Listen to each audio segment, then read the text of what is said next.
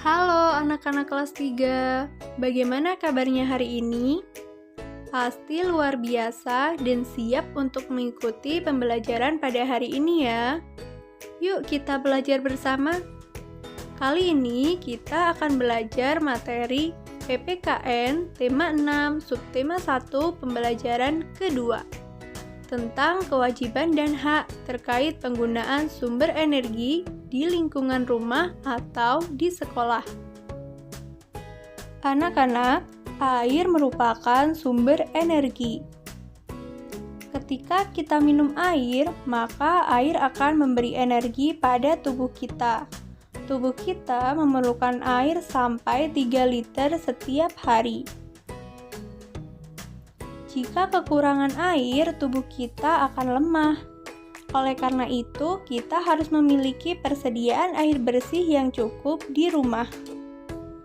Namun, perlu diketahui bahwa tidak di semua tempat tersedia air bersih yang cukup.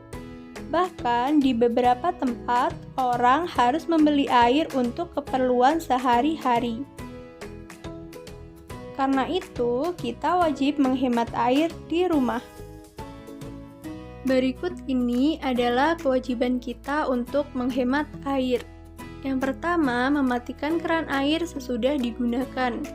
Kedua, jangan menghamburkan air untuk keperluan yang tidak penting. Ketiga, kalau minum air matang harus dihabiskan.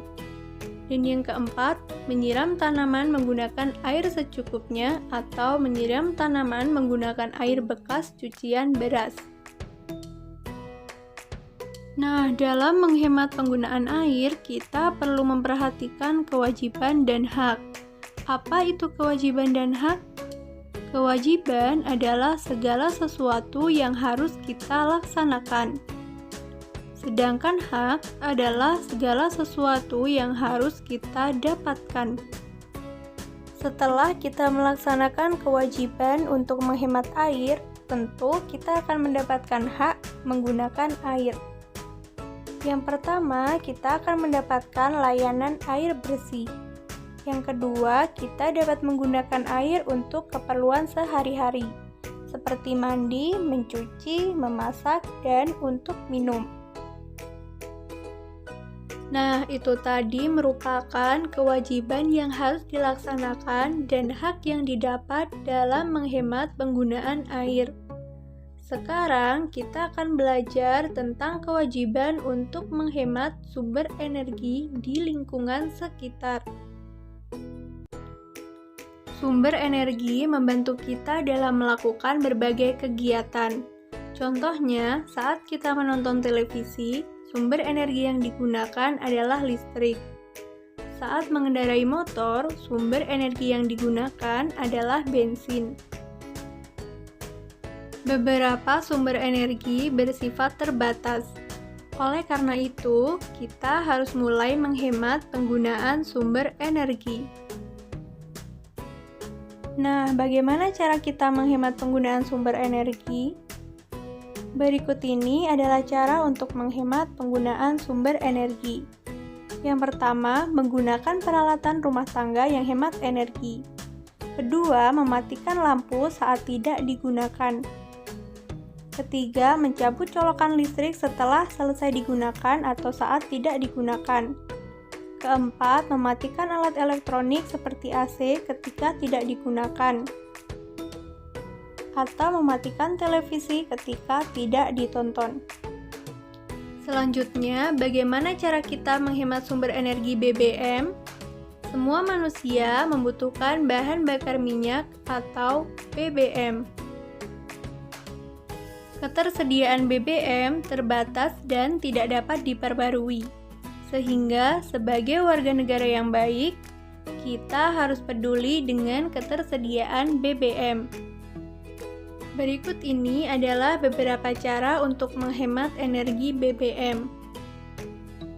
Pertama, jika bepergian, kita dapat menggunakan kendaraan umum seperti angkutan umum, kereta api, dan lain-lain. Kedua, menggunakan kendaraan hemat bahan bakar. Ketiga, kita dapat berjalan kaki atau bersepeda saat berpergian jarak dekat. Nah, anak-anak, setelah kita melaksanakan kewajiban menghemat energi, tentu kita akan mendapatkan hak. Kewajiban dan hak harus dilaksanakan secara seimbang. Dengan melaksanakan kewajiban menghemat energi, maka kita akan mendapat hak menggunakan energi dengan bijak. Jadi, kewajiban harus didahulukan daripada hak. Kita boleh menuntut hak setelah melaksanakan kewajiban. Berikut ini adalah contoh hak yang kita dapat setelah melaksanakan kewajiban menghemat energi. Yang pertama, kita mendapatkan makanan dan minuman sebagai sumber energi. Kedua, kita dapat menggunakan lampu saat belajar. Ketiga, kita dapat menyalakan kipas angin saat kepanasan. Dan yang keempat, kita dapat menonton televisi untuk hiburan. Nah, coba sekarang anak-anak sebutkan kewajiban dan hak yang lain terkait penggunaan sumber energi di rumah atau di sekolah. Baik anak-anak, untuk pembelajaran pada hari ini sampai di sini dulu ya. Selamat belajar dan sampai jumpa di pertemuan berikutnya. Terima kasih anak-anak.